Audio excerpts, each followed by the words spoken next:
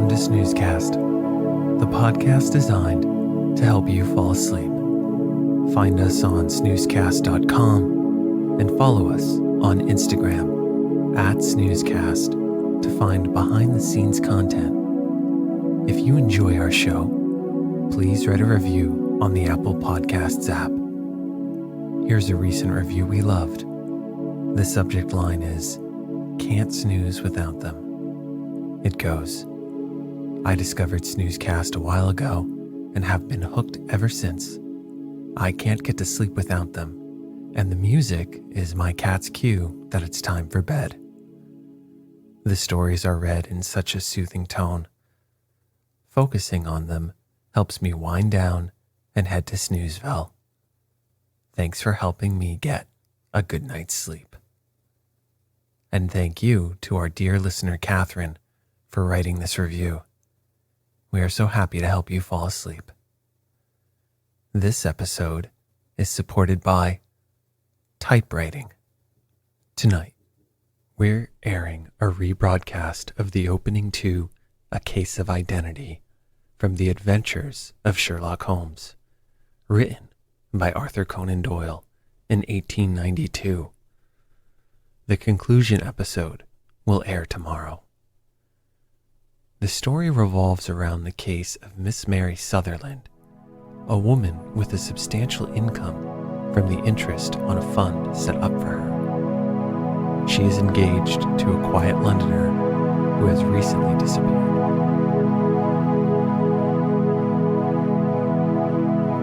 Let's get cozy. Close your eyes.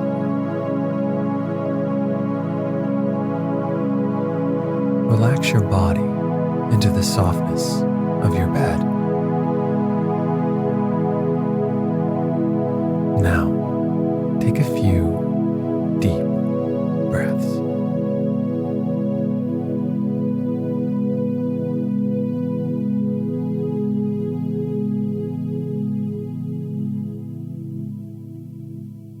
A case of identity.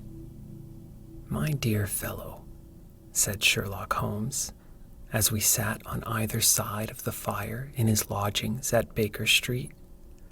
Life is infinitely stranger than anything which the mind of man could invent. We would not dare to conceive the things which are really mere commonplaces of existence. If we could fly out of that window, hand in hand, hover over this great city, gently remove the roofs, and peep in at the queer things which are going on, the strange coincidences, the plannings, the cross purposes, the wonderful chains of events working through generations and leading to the most startling results, it would make all fiction, with its conventionalities and foreseen conclusions, most stale and unprofitable. And yet, I am not convinced of it, I answered. The cases which come to light in the papers are, as a rule, bald enough and vulgar enough. We have in our police reports realism pushed to its extreme limits, and yet the result is, it must be confessed, neither fascinating nor artistic. A certain selection and discretion must be used in producing a realistic effect, remarked Holmes. This is wanting in the police report, where more stress is laid, perhaps, upon the platitudes of the magistrate than upon the details, which to an observer contain the vital essence of the whole matter. Depend upon it, there is nothing so unnatural as the commonplace. I smiled and shook my head. I can quite understand your thinking so, I said. Of course, in your position of unofficial advisor and helper to everybody who is absolutely puzzled throughout these continents, you are brought in contact with all that is strange and bizarre. But here, I picked up the morning paper from the ground. Let us put it to a practical test. Here is the first heading upon which I come. A husband's cruelty to his wife. There is half a column of print, but I know without reading it that it is all perfectly familiar to me. There is, of course, the other woman, the drink, the push, the blow, the sympathetic sister or landlady. The crudest of writers could invent nothing more crude. Indeed, your example is an unfortunate one for your argument, said Holmes, taking the paper and glancing his eye down at it. This is the Dundas separation case, and, as it happens, I was engaged in clearing up some small points in connection with it. The husband was a teetotaler. There was no other woman, and the conduct complained of had drifted into the habit of winding up every meal by taking out his false teeth and hurling them, which, you will allow, is not an action likely to occur to the imagination of the average storyteller. Take a pinch of snuff, Doctor, and acknowledge that I have scored over you in your example. He held out his snuff box of old gold, with a great amethyst in the center of the lid. Its splendor was in such contrast to his homely ways and simple life that I could not help commenting upon it. Ah, said he, I forgot that I had not seen you for some weeks. It is a little souvenir from the King of Bohemia in return for my assistance in the case of the Irene Adler papers. And the ring? I asked, glancing at a remarkable brilliant which sparkled upon his finger. It was from the reigning family of Holland, though the manner in which I served them was of such delicacy that I cannot confide it even to you, who have been good enough to chronicle one or two of my little problems. And have you any on hand just now? I asked with interest. Some 10 or 12, but none which present any feature of interest. They are important, you understand, without being interesting. Indeed, I have found that it is usually in unimportant matters that there is a field for the observation and for the quick analysis of cause and effect, which gives the charm to an investigation. The larger crimes are apt to be the simpler, for the bigger the crime, the more obvious, as a rule, is the motive. In these cases, save for one rather intricate matter which has been referred to me from Marseille, there is nothing which presents any features of interest. It is possible, however, that I may have something better before very many minutes are over, for this is one of my clients, or I am much mistaken. He had risen from his chair and was standing between the parted blinds, gazing down into the dull, neutral-tinted London street. Looking over his shoulder, I saw that on the pavement opposite there stood a large woman with a heavy fur boa round her neck and a large curling red feather in a broad-brimmed hat, which was tilted in a coquettish Duchess of Devonshire fashion over her ear. From under this great panoply, she peeped up in a nervous, hesitating fashion at our windows, while her body oscillated backward and forward, and her fingers fidgeted with her glove buttons. Suddenly, with a plunge, as of the swimmer who leaves the bank, she hurried across the road, and we heard the sharp clang of the bell. I have seen those symptoms before, said Holmes, throwing his cigarette into the fire. Oscillation upon the pavement always means an affair. she would like advice, but is not sure that the matter is not too delicate for communication. And yet, even here, we may discriminate. When a woman has been seriously wronged by a man, she no longer oscillates, and the usual symptom is a broken bell wire. Here, we may take it that there is a love matter, but that the maiden is not so much angry as perplexed or grieved. But here she comes in person to resolve our doubts. As he spoke, there was a tap at the door, and the boy in buttons entered to announce Miss Mary Sutherland, while the lady herself loomed behind his small figure like a full-sailed merchantman behind a tiny pilot boat. Sherlock Holmes welcomed her with the easy courtesy for which he was remarkable, and, having closed the door and bowed her into an armchair, he looked her over in the minute and yet abstracted fashion which was peculiar to him. "Do you not find," he said, "that with your short sight it is a little trying to do so much typewriting?"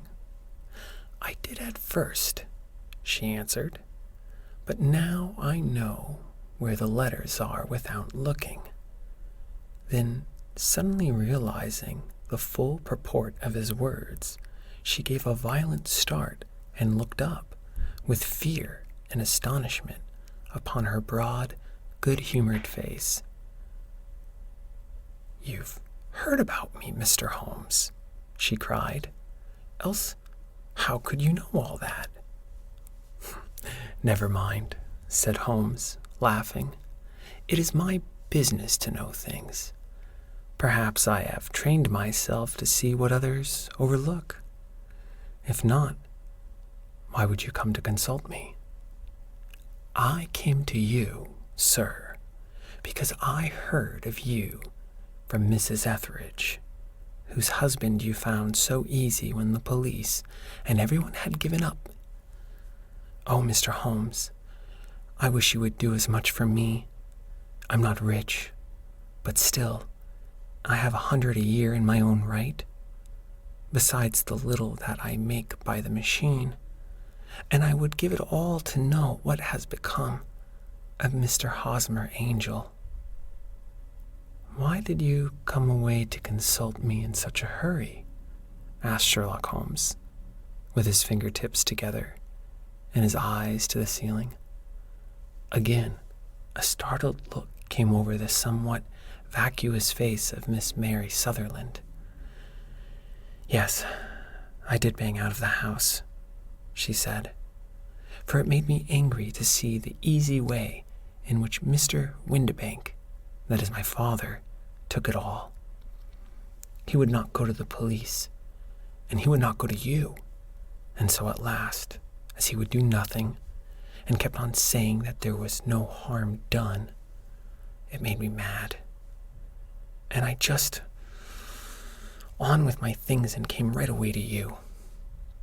"Your father," said Holmes. "Your stepfather, surely, since the name is different." "Yes, my stepfather. I call him father, though it sounds funny. He's only 5 years and 2 months older than myself." "And your mother is alive?" "Oh, yes. Mother is alive and well. I wasn't best pleased, Mr. Holmes, when she married again so soon after father's death, and a man who was nearly 15 years younger than herself.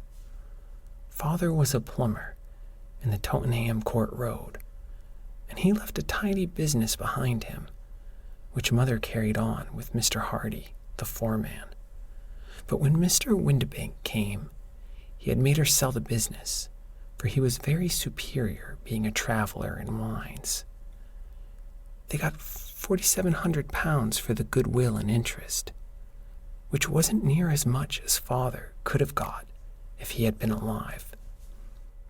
I had expected to see Sherlock Holmes impatient under this rambling and inconsequential narrative, but on the contrary, He had listened with the greatest concentration of attention. "Your own little income," he asked. "Does it come out of the business?" "Oh, no, sir. It is quite separate, and was left me by my Uncle Ned in Auckland. It is in New Zealand stock, paying 4.5%. £2,500 was the amount, but I can only touch the interest." "You interest me extremely," said Holmes, "and since you draw so large a sum as 100 a year, with what you earn into the bargain, you no doubt travel a little and indulge yourself in every way. I believe that a single lady can get on very nicely upon an income of about £60. "I could do with much less than that, Mr. Holmes. But you understand that as long as I live at home, I don't wish to be a burden to them, and so they have the use of the money just while I am staying with them. Of course, that is only just for the time. Mr. Windibank draws my interest every quarter and pays it over to my mother, and I find that I can do pretty well with what I earn at typewriting. It brings me 2 pence a sheet, and I can often do from 15 to 20 sheets in a day." "You have made your position very clear to me," said Holmes. "This is my friend, Dr. Watson, before whom you can speak as freely as before myself. Kindly tell us all about your connection with Mr. Hosmer Angel." A flush stole over Miss Sutherland's face, and she picked nervously at the fringe of her jacket. "I met him first at the gasfitters' ball," she said. "They used to send Father's tickets when he was alive, and then afterwards they remembered us and sent them to Mother. Mr. Windibank did not wish us to go. He never did wish us to go anywhere. He would get quite mad if I wanted so much as to join a Sunday school treat.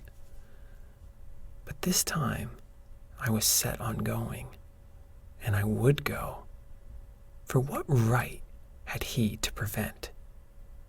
He said the folk were not fit for us to know, when all Father's friends were to be there, and he said that I had nothing fit to wear, when I had my purple plush that I never so much as taken out of the drawer. At last, when nothing else would do, he went off to France upon the business of the firm.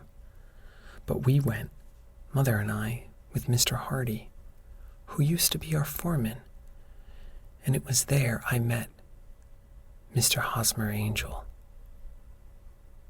"I suppose," said Holmes, "that when Mr. Windibank came back from France, he was very annoyed at you having gone to the ball."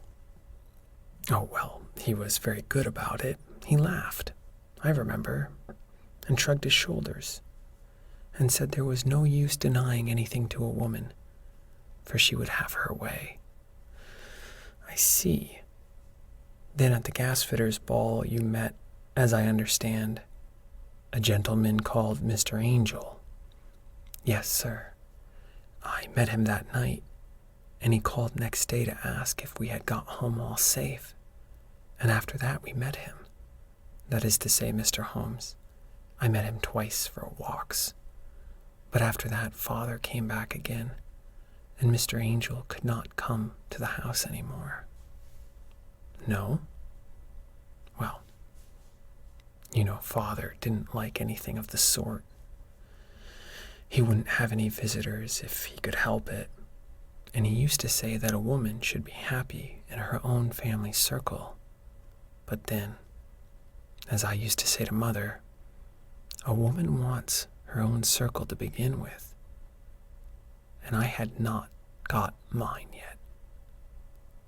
But how about Mr. Angel? Did he make no attempt to see you?" "Well, Father was going off to France again in a week, and he wrote and said that it would be safer and better not to see each other until he had gone. We could write in the meantime, and he used to write every day. I took the letters in the morning, so there was no need for Father to know.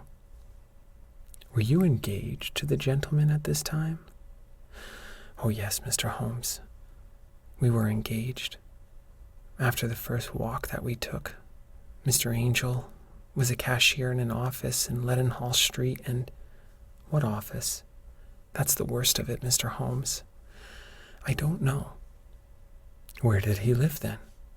He slept on the premises. And you don't know his address? No, except that it was Leadenhall Street. Where did you address your letters then? To the Leadenhall Street post office, to be left till called for. He said that if they were sent to the office, he would be chaffed by all the other clerks about having letters from a lady. So I offered to typewrite them, like he did his. But he wouldn't have that, for he said that when I wrote them, they seemed to come from me. But when they were typewritten, he always felt that the machine had come between us. That will just show you how fond he was of me, Mr. Holmes, and the little things that he would think of. It was most suggestive, said Holmes. It has long been an axiom of mine that the little things are infinitely the most important. Can you remember any other little things about Mr. Angel? He was a very shy man, Mr. Holmes. He would rather walk with me in the evening than in the daylight, for he said that he hated to be conspicuous. Very retiring and gentlemanly he was. Even his voice was gentle. He'd had the quinsy and swollen glands when he was young, he told me, and it had left him with a weak throat and a hesitating, whispering fashion of speech. He was always well dressed, very neat and plain, but his eyes were weak, just as mine are, and he wore tinted glasses against the glare. Well, and what happened when Mr. Windibank, your stepfather, returned to France? Mr. Angel came to the house again and proposed that we should marry before Father came back. He was in dreadful earnest and made me swear with my hands to the testament that whatever happened, I would always be true to him. Mother said he was quite right to make me swear, and that it was a sign of his passion. Mother was all in his favor from the first, and was even fonder of him than I was. Then, when they talked of marrying within the week, I began to ask about Father, but they both said never to mind about Father, but just to tell him afterwards, and Mother said she would make it all right with him. I didn't quite like that, Mr. Holmes. It seemed funny that I should ask his leave, as he was only a few years older than me, but I didn't want to do anything on the sly, so I wrote to Father at Bordeaux, where the company has its French office, but the letter came back to me on the very morning of the wedding. It missed him then. Yes, sir, for he had started to England just before it arrived. Huh, that was unfortunate. Your wedding was arranged, then, for the Friday. Was it to be in church? Yes, sir, but very quietly. It was to be at St. Saviour's, near King's Cross, and we were to have breakfast afterwards. Mr. Angel came for us in a hansom, but as there were two of us, he put us both into it and stepped himself into a four-wheeler, which happened to be the only other cab in the street. We got to the church first, and when the four-wheeler drove up, we waited for him to step out, but he never did. And when the cabman got down from the box and looked, there was no one there. The cabman said that he could not imagine what had become of him, for he had seen him get in with his own eyes. That was last Friday, Mr. Holmes. and I have never seen or heard anything since then to throw any light upon what has become of him. It seems to me that you have been very shamefully treated," said Holmes. "Oh, no, sir. He was too good and kind to leave me so. Why, all the morning he was saying to me that whatever happened, I was to be true, and that even if something quite unforeseen occurred to separate us, I was always to remember that I was pledged to him, and that he would claim his pledge sooner or later. It seemed strange talk for a wedding morning, but what has happened since gives a meaning to it. Most certainly it does. Your own opinion is, then, that some unforeseen catastrophe has occurred to him." "Yes, sir. I believe that he foresaw some danger, or else he would not have talked so. And then I think that what he foresaw happened. But have you no notion as to what it could have been?" "None." "One more question. How did your mother take the matter?" "She was angry, and said that I was never to speak of the matter again." "And your father? Did you tell him?" "Yes, and he seemed to think with me that something had happened, and that I should hear of Mr. Angel again, as he said, what interest could anyone have in bringing me to the doors of the church and then leaving me? Now, if he had borrowed my money, or if he had married me and got my money settled on him, there might be some reason. But he was very independent about money, and never would look at a shilling of mine.